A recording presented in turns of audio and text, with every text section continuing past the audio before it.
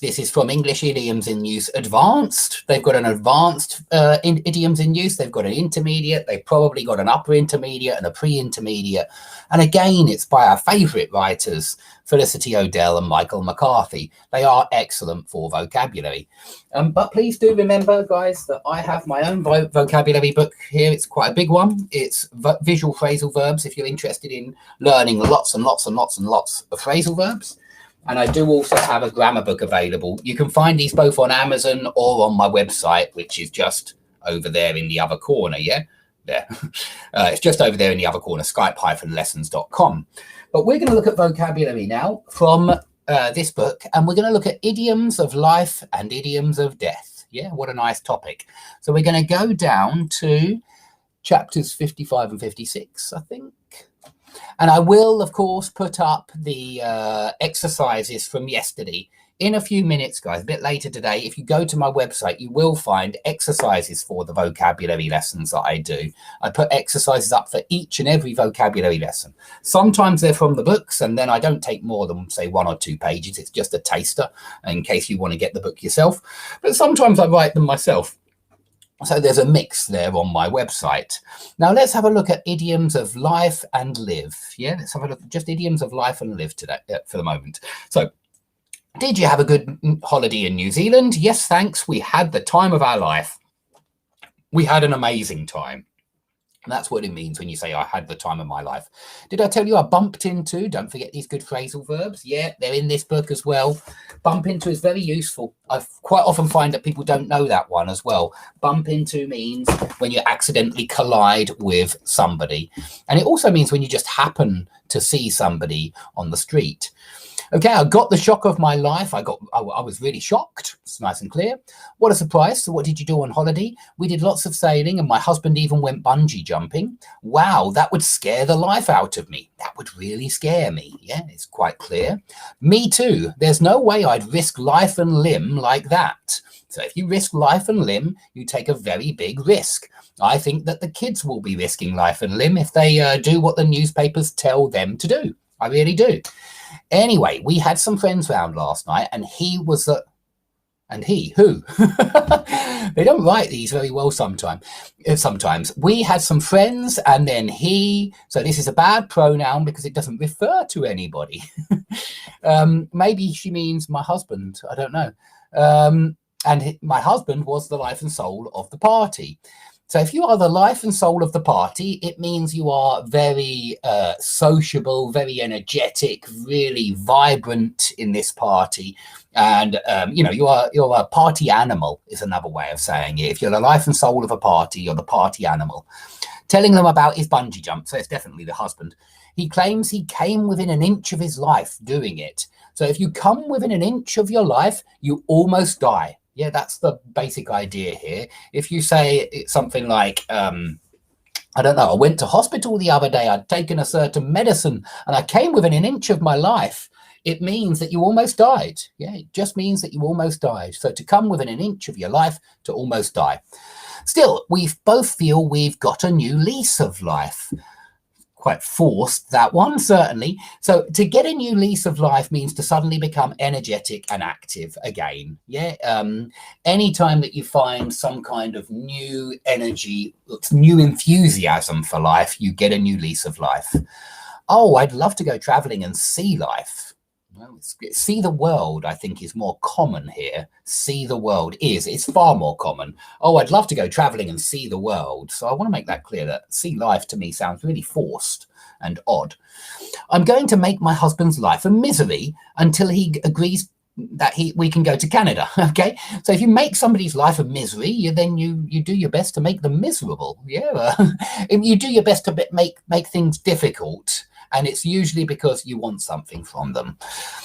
Okay, do you think he'll agree? Of course, he'd do anything for a quiet life. Okay, if you do anything for a quiet life, you would really like to have a calm and peaceful life. Okay, let's go on to some of these ones. He's living in a dream world. If you're living in the dream world, you've got your head in the clouds. Yeah, I use this one quite often. Head in the clouds means you're being really unrealistic. And when you've got your feet on the ground, you're being really realistic. So I want you to kind of oppose those two: head in the clouds and feet on the ground, to live in a dream world and to live in a very realistic, or to live, I can't think of an idiom for it actually, but to live in a very realistic way, to live down to earth. Yeah, down to earth means realistic. Okay, James has lived a charmed life. It just means a lucky life, basically. You must tell her you're married. You can't go on living a lie. Okay, if you live a lie, you are living dishonestly. And yeah, it means you have to lie constantly. Yeah, if you're living a lie, maybe you're pretending to be somebody you're not. That would sound to me like living a lie. Maybe you are pretending to be a highly qualified doctor when actually you're not. That's to live a lie. Yeah. Okay, if you live out of your suitcase, then it sounds like you've got no permanent place to live and you are just living from the things in your bag, yeah, like a person with no fixed address. Okay, the government is living on borrowed time. This means that it's existing much longer than it should do, and it will soon die. It's unlikely to survive much longer. That's what living on borrowed time means. You're unlikely to survive much longer. Our walking holiday was awful. We got lost in the mountains and it rained all the time, but at least we lived to tell the tale. Okay, at least we survived. At least we survived in spite of all the difficulties. At least we lived to tell the tale. Yeah, it should be quite clear. I wouldn't want to have as many pets as they do, but hey, live and let live. Okay, live and let live means accept how others live and just leave them alone. Yeah, this is the idea that you have no... you shouldn't be nosy and you have no control over other people's lives. Yeah, you should accept how they live and you should live your life however you want to. It's quite a good expression. It's very positive and it does mean accept. That's the idea behind it. Accept how others live and just leave them to it. You know, okay, they've got a different value system than you. They've got different habits than you, but that doesn't mean that they shouldn't be able to just, you know, that doesn't mean that their life is any worse than yours or any lower than yours. Live and let live. Okay, so we're going to look at some with dead and death. Let me just check how much time we've got left. Yeah, we've got plenty. And I see we've got a few people here. Hello, Lolly Lolly. You're always here, Lolly Lolly. Thanks for the support. I do appreciate it. Hello, Shayeen. I've seen you here a lot of times as well. Hello to Poland. I get a lot of Polish viewers. I've noticed. I can see them on my analytics on YouTube. And yeah, lots of people in Poland watch this channel. So I'm very pleased to have so much support from Poland. And actually, we have a lot of Poles in this town. We really do. You can quite often see shops with Polish signs. And I believe it's the second language in this town. We have that many Poles in this town. And you do hear a lot of Russians sometimes as well. We do have quite a few. We've got a very much a multicultural society. So let's look at dead and death. So dead and death as the end of something or as failure. So as far as I'm concerned, that idea is now dead and buried. Okay, it's completely over. Yeah, there's no point in talking about it anymore because it is dead and buried. It's long ago died. That's the idea, that it's even buried. So it died a long time ago. So you can use that one. It was a pity that house prices rose so much last year. Yes, that was the kiss of death to our plan to buy a place in the city centre. So if something is the kiss of death, it causes it to fail. Yeah. If something is the kiss of death to one of your plans, it causes the plan to fail. Yeah, as you would imagine. So did anything happen about that scheme to build a centre for the homeless? No, the city council ran out of money and the whole plan is dead in the water. You could also say the whole plan is dead and buried. Yeah, it's exactly the same, this one. The whole plan is dead in the water. The whole plan is now dead and buried. Yeah, there's no point in even thinking about it because there's no money. Okay, I tried to buy Zoom magazine today, but couldn't get it anywhere. Oh, yes, that's as dead as a dodo. So if something is as dead as a dodo, it's like the idea is that the dodo is extinct. Yeah, and so, of course, it's dead. There are no dodos around. And so if you say something is as dead as a dodo, it's not existing anymore. And it's not important anymore. Yeah, it died a long time ago. Okay, your committee doesn't seem to achieve much. Why is that? Maybe I'll go a bit closer, guys. Sorry, I can get a bit closer here. If you want my opinion, there's too much dead wood. This is a good expression. This means members of a group or a company, yeah, colleagues maybe, who are no good at their job. Yeah, dead would mean somebody in the organization who is no good at his job.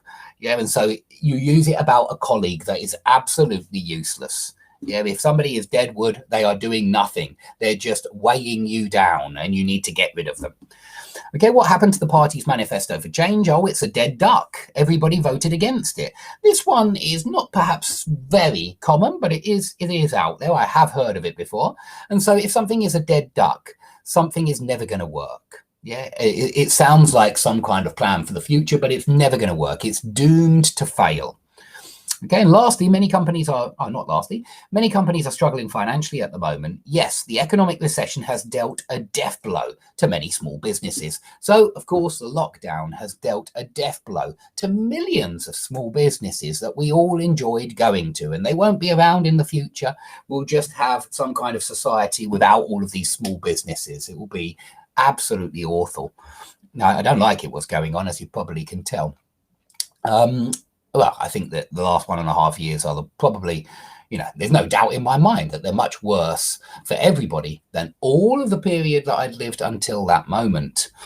So dodo isn't slang, guys. Dodo is an animal, but it's an animal that went extinct. It's a flightless bird. Many of the flightless birds have been going extinct, actually. It's another question, but it's a flightless bird, okay? It's a bird that can't fly, the dodo.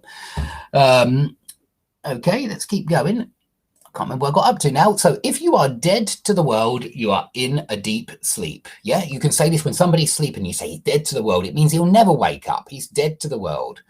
Okay, if you are sick to death, like me, of the last 1.5 years of complete crap, then you've had enough. Yeah, you've just had enough. You're sick and tired of the rubbish, the bullshit, the propaganda. And so we're all sick to death of everything that's been going on for the last 18 months, I think. And I think everybody is ready to bring about some kind of change. So, yeah, you're annoyed by it if you're sick to death by it. You can say sick and tired of as well. You can also say bored to death, worried to death. There are a few that work with to death. If something is a fate worse than death, it's the worst thing that can happen to you. Yeah, I mean, it's worse than death. You have a fate worse than death. So I think working for the current government is a fate worse than death. It's literally the worst thing that could ever happen to you, because you will be hated by your fellow human beings for the rest of your life. Yeah, there's no two ways about it. You will be hated. So working for the current regime is a fate worse than death. In fact, it's a living death. The next one, it's a living death, because if someone endures a living death, then you endure suffering every moment of the day, and it's horrible. You have a life so full of suffering that would be better off dead. And I think that anybody, who's enforcing all of this crap or bringing about all of this crap is better off dead. Let's be honest, they're better off dead. They shouldn't be alive. They're forcing a living death onto the global population by forcing our children not to socialize with other children. I saw an article from Israel suggesting microchipping children to make sure that they didn't go near their friends. So children in the future won't be allowed friends. They won't be allowed a social life. Yeah, it's too dangerous, we're told. But of course, this is absolute rubbish, and it's going to bring things to a civil war. If something is a matter of life and death, it's a serious situation where people might die. So, of course, this is used when you want to say that something is really important. It's crucial. It's vital. If you do something in the dead of night, you do it in the middle of the night, really clear, no problems there. If you say that something will happen over my dead body, so I can give you a very easy example here. My children will be vaccinated over my dead body. And I'm sure there are plenty of other parents out there that are prepared to use extreme violence in the protection of their children. And this is what I mean by we're heading for civil war, guys. Please keep your eyes open for it. If you say a vehicle, a building, or a machine is a death trap, then you think it's so dangerous that, it can cause death, or it can certainly cause serious injury. And so maybe you've got an old car that's got no brakes or something like that, yeah, and you say it's a death trap. You'll try and use the brakes and you'll just crash into something. Okay, and lastly, if somebody is at death's door, they are very nearly dead. Yeah, they're very nearly dead. And so this is an expression to mean they're very close to death. Okay, I'm not sure what Lame Duck was about. I'm not sure which one that one was about. It's remind me, same as time mood like paint dry. Sorry, I'm not sure about that. It's like watching paint dry means something's really boring. Yeah, if you say it's like watching paint dry. And hello to Sky in South Korea. Okay, I think we'll leave it there for this vocabulary, life and death idioms, but I think I will do some more just because I actually quite like doing lessons, guys. And this is why, you all deserve my lessons, and this is why I want you to go to Odyssey, just in case the inevitable happens and our masters in YouTube decide that my grammar lessons are too controversial, they are too dangerous to allow you to watch. I really do recommend subscribing to my channel on Odyssey and certainly going to my website, because I think this is going to get taken down, guys. I really do. Not this one, but I think the last video I did will be taken down, and I am expecting a strike. And so, yeah, do find other ways to watch me if you like these classes.